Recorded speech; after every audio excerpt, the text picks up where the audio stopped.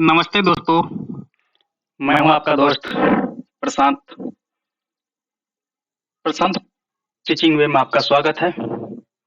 दोस्तों, आज हम आपके लिए मनोविज्ञान का सर्वश्रेष्ठ प्रश्न में से 40 प्रश्न लेकर आए हुए हैं, जो आपके शिक्षक तैयारी के लिए काफी महत्वपूर्ण होने वाली है।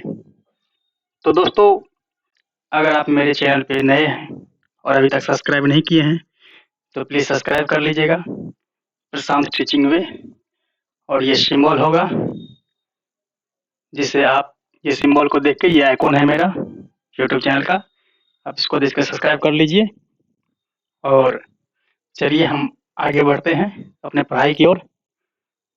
तो दोस्तों, हम चाहते हैं आप लोग अपना अपना कॉपी पेन ले लें और जितने भी क्वेश्चन है हमारे, उसको आप तन मन धन से लिखें और उसको तैयारी करें, क्योंकि आगामी आने वाली C TET, S TET, UP TET, जो भी अपने अपने स्टेट से हैं, उनके लिए काफी महत्वपूर्ण होने वाली है।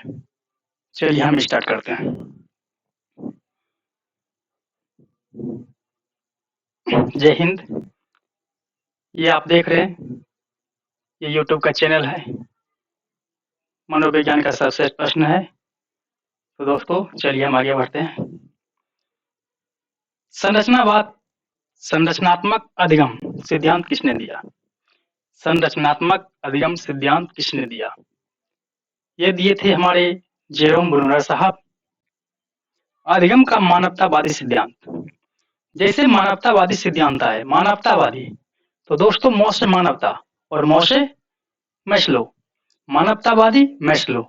तो दोस्तों, हमेशा कुछ भी आप तैयारी कीजिए, अपने आप में, अपने में एक निर्माण कीजिए ट्रिक का, जो कि आपके मुख पे हमेशा बने रहे। मानवतावादी, मैस्लो। मानवतावादी सिद्धांत किसने दिया? मैस्लो ने।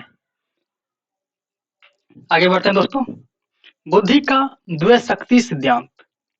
बुद्धि का द्वय शक्ति का सिद्धांत किसने दिया? स्पीयरमैन। स्पीयरमैन जो थे, द्वय शक्ति का सिद्धांत दिए। युग्म तुलनात्मक निर्माण विधि के प्रतिपादक। युग्म तुलनात्मक निर्णय विधि के प्रतिपादक थर्स्टन साहब थे। थर्स्टन साहब थे। सामाजिक स्वीकृति की अवस्था किसे कहते हैं? किशोरावस्था। सामाजिक स्वीकृति की अवस्था किशोरावस्था कहते हैं। दोस्तों, जब बच्चे जन्म लेते हैं, वो ना सामाजिक होते हैं ना असामाजिक। वो इस वातावरण में, इस भरी दुनिया में एक अज्ञान रूपी पूरा सफेद कागज की तरह होता है। और जब वो किशोरावस्था पर पहुंचते हैं, उसमें एक परिवर्तन आता है। किशोरावस्था एक परिवर्तन है। तो सामाजिक स्वीकृति की अवस्था किसे कहते हैं? किशोरावस्था में। इस अवस्था में बच्चे अपने धर्म, अपना लक्ष्य, इमोशन, एक दूसरे के प्रति आकर्षण, हर चीज का विकसित किसमें होता है? किशोरावस्था में। किशोरावस्था अपराध प्रकृति किशोरावस्था अपराध प्रवृत्ति के विकास का नाजुक समय है। ये बात किसने कहा था? वेलेंटिन साहब ने कहे थे कि किशोरावस्था अपराध प्रवृत्ति के विकास का नाजुक समय है। जैसे कि किशोरावस्था में अपराध, आप उसको अच्छी बात जितना भी बताओगे, समझ में आएगा उसको, लेकिन उससे दोगुनी गति समझ में क्या किया जाता है? अपराध की प्रवृत्ति। गलत रास्ते पे उसको लाने में एक सिंपल, मतलब कह सकते हैं कि सिंपल आसान रास्ता होता है। आप जैसे देख रहे हो कि हमारे सेना में हमेशा किशोरावस्था के बच्चे को ले आते हैं। क्यों? क्योंकि उसके मन में जो प्रवृत्ति हो, उसका देश की भक्ति, प्रेम, भावना, दूसरे का सहयोग करना, ये सब क्या होता है? किशोरावस्था में ही उसका विकास होता है। तो ये हमारे कौन बोले थे? किशोरावस्था में प्रवृत्ति, अपराध प्रवृत्ति का विकास है, वेलेंटाइन साहब कहते थे। नैतिक विकास का सिद्धांत किसने दिया? नैतिक विकास 6 अवस्था का सिद्धांत दिया था कोहलबर्ग साहब ने। कब दिए थे? 1969 में। ठीक है दोस्तों, भारत में विद्यालय को ऐसा सौंदर्य प्रदान करना चाहिए जहां बालक को प्रेरित किया जा सके। यानी कहते हैं कि भारत में विद्यालयों को ऐसा रूप दीजिए, ऐसा सजाइए, किससे? एक टीचर रूपी माली से और बच्चे रूपी फूल से, जहाँ बालकों को क्या करना चाहिए, जीवन के प्रति प्रेरित करना चाहिए। ये कौन कहे थे? मोदालेर आयोग में लिखा गया था। किसमें लिखा गया था? मोदालेर आयोग में। स्केलोग्राम विधि का प्रयोग किसने किया? स्केलोग्राम विधि का प्रयोग गटमैन साहब किए थे। थ्योरीज ऑफ लर्निंग पुस्तक के लेखक, थ्योरीज ऑफ लर्निंग पुस्तक के लेखक कौन थे? हिलगार्ड साहब थे। Physique of character, physique of character पुस्तक के लेखक कौन थे? क्रिस्मर साहब।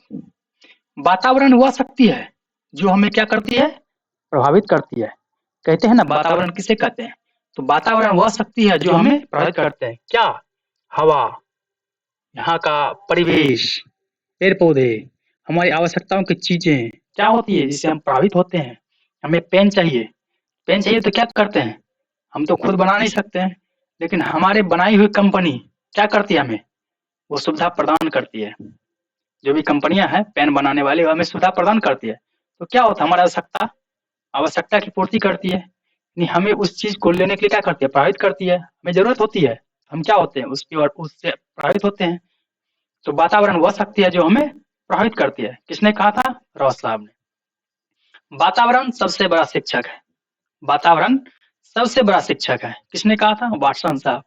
दोस्तों, इसमें मनोविज्ञान प्रश्न के साथ साथ आपका ईवीएस, इन्वायरमेंट स्टडीज, ये भी आएंगे। ठीक है, तो मैंने आपको पहले ही स्लाइड में लिखा था कि मनोविज्ञान का मिक्स क्वेश्चन है। ठीक है दोस्तों, और इसमें किसी को कोई तरह का आपत्ति नहीं होनी चाहिए। बस क्वेश्चन जितना भी है आप लोगों के लिए इम्पोर्टेंट है। मैं चाहता हूँ आप लोग जितने हमारे शिक्षक शिक्षिका भाई बहन तैयारी कर रहे हैं, शिक्षक बनने का सपना देख रहे हैं, वो इसको अपने कॉपी पेन पे नोट करते जाएं और उनको बराबर देखते जाएं। शब्दों का पढ़ ना पाना, वाचन न कर पाना, पहचान न कर पाना को क्या कहा जाता है? किससे जाना जाता है? तो पठन विकृति, जिसे हम डिसलेक्सिया कहते हैं। पठन विकृति यानी डिसलेक्सिया। इसमें क्या होता है? शब्द को ना पढ़ पाते हैं, वाचन नहीं कर पाते हैं, पहचान नहीं कर पाते हैं। तो इससे किस रोग से प्रभावित होती है? डिसलेक्सिया। उसको डिसलेक्सिया यानी पठन विकृति कहा जाता है। पुनरावृत्ति का सिद्धांत किसने दिया? पुनरावृत्ति का सिद्धांत किसने दिया? स्टैनले हॉल साहब ने दिए थे। प्राइमरी मेंटल एबिलिटीज नामक पुस्तक के लेखक, प्राइमरी मेंटल एबिलिटीज नामक पुस्तक के लेखक हमारे थर्स्टन साहब थे। गेस्टाल्ट संप्रदाय का जन्म किस देश में हुआ था? गेस्टाल्टवादी, इसमें कौन कौन थे? गेस्टाल्टवादी कौन कौन थे? कोफका, बर्दिमर, है ना दोस्तों। तो गेस्टाल्टवादी संप्रदाय का जन्म हुआ था किसमें? जर्मनी में। समग्रवाद में मुख्य रूप से ध्यान दिया जाता है, समग्रवाद में मुख्य रूप से ध्यान दिया जाता है पूर्ण से अंश की ओर। तो दोस्तों, समग्र मतलब क्या होता है? जब हम परिपूर्ण हो जाते हैं हर चीज से, जब कोई भी काम परिपूर्ण हो जाता है। आप एक मकान बनाते हैं और सब चीज से क्या होते हैं? परिपूर्ण हो जाते हैं। मकान बन गया, हर चीज हो गया, तो आप क्या करते हैं? पूर्ण से क्या करते हैं? अंश की ओर आने लगते हैं कि कहीं कुछ छूट तो नहीं गया। अब मकान बनाए, ईंट पे ईंट रख के मैंने ढलाई तक पहुंचा दिया, घर बन के तैयार हो गया, दरवाजा लग गई, हर चीज लग गई, तो आप क्या करते हैं? उसको प्लास्टर करते हैं। पूर्ण से अंश की ओर आते हैं, कहीं छूट तो नहीं गया। तो समग्रवाद, यहाँ एक दोस्त अपने आप में लॉजिक लगाइए कि समग्र होने के बाद हम क्या करते हैं? पूर्ण होने से अंश की ओर आ जाते हैं। मनोविज्ञान के चेतना का विज्ञान किसने कहा? मनोविज्ञान को चेतना का विज्ञान मानता है। कौन मानता है? संरचनावाद। संरचनावाद। स्थानीय इतिहास के लिए सबसे अधिक उपयोगी शिक्षण विधि किसे माना जाता है? स्थानीय इतिहास के बारे में जब जानेंगे तो क्या करना पड़ेगा हमको? किसी गांव के बारे में जानना चाहे, किसी क्षेत्र के बारे में जानना चाहे तो क्या करना पड़ेगा हमको? उस क्षेत्र का भ्रमण करना पड़ेगा, घूमना पड़ेगा, वहाँ के लोगों से, वहाँ के जनताओं से, वहाँ के नागरिकों से पूछना पड़ेगा। तो क्या करना है? स्थानीय इतिहास के लिए सबसे अधिक उपयोगी शिक्षण विधि किसे माना गया? क्षेत्रीय भ्रमण विधि को। मनोविज्ञान में मूल प्रवृत्तियों को किसने दिया? मूल प्रवृत्ति मैकडोल। यहाँ दोस्तों देखिए, मूल प्रवृत्ति, मूल यानी मैकडोगल्स, मूल प्रवृत्ति मैकडोगल्स। सामाजिक अध्ययन पढ़ाने की प्राथमिक कक्षा में सर्वाधिक उपयुक्त विधि। सामाजिक अध्ययन पढ़ाने की प्राथमिक कक्षा में सर्वाधिक उपयुक्त विधि कौन सा है? कहानी विधि। अपनी व्यक्तिगत पहचान बनाने के लिए बच्चे को स्वयं क्या समझना चाहिए? मनुष्य समझना चाहिए। दोस्तों ये बात तो थोड़ा कॉमिक चीज है कि कोई भी व्यक्ति अगर पहचान बनाना चाहेंगे तो क्या करना पड़ेगा उसको? खुद इंसान समझेंगे। अगर इंसान नहीं समझेंगे, जानवर समझेंगे, उसकी पहचान किससे होगी? व्यक्तिगत पहचान यानी व्यक्ति की पहचान किससे होनी चाहिए? मनुष्य बनकर। जानवर बनके तो जो मनुष्य व्यक्तिगत पहचान नहीं हो सकती है। तो इसलिए व्यक्तिगत पहचान मनुष्य क्या होता है? एक व्यक्ति होता है। आठ टाइप किस मनोवैज्ञानिक ने दिया था? 8 टाइप स्किनर साहब ने दिए थे। सीखने का अनोखा काल।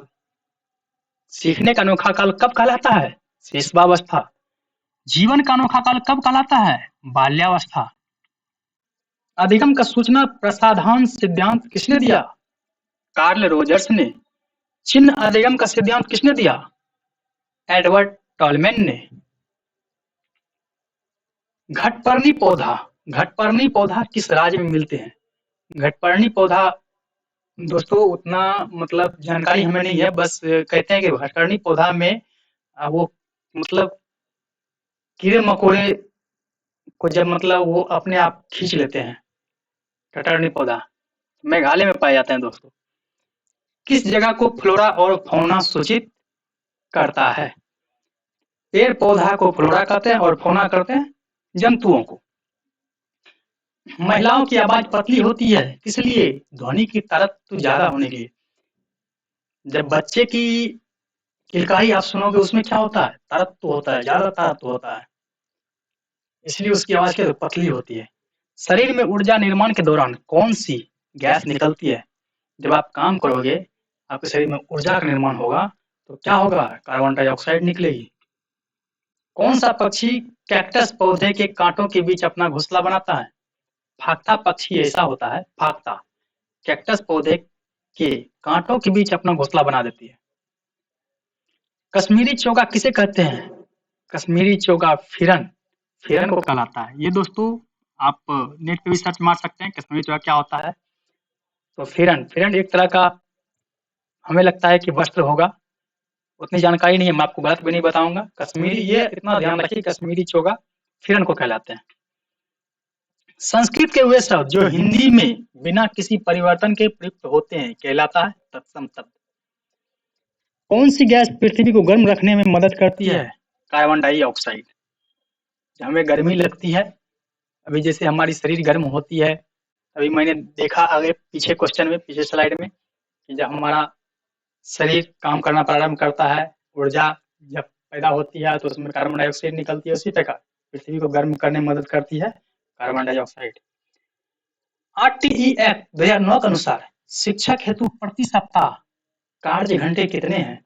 एक सप्ताह में एक शिक्षक के लिए कितने कार्य के लिए घंटे बनाए गए हैं? कितना घंटा कार्य कर सकता है? 45 घंटा। ठीक है दोस्तों। एनसीएफ 2005 के अनुसार शिक्षक की भूमिका क्या है? एनसीएफ 2005 के अनुसार शिक्षक की भूमिका है सुविधादाता का। चिन्ह अधिगम सिद्धांत किसने दिया? चिन्ह अधिगम सिद्धांत दिए थे हमारे टॉलमैन साहब ने। पीछे भी ये स्लाइड में क्वेश्चन आए होंगे दोस्तों, दोबारा रिपीट हो चुका है, जो आप लोगों के लिए हमें उम्मीद है कि आसान लगे होंगे। स्थानापन्न सिद्धांत किसने दिया? स्थानापन्न गुथरी साहब थे जो स्थानापन्न सिद्धांत दिए।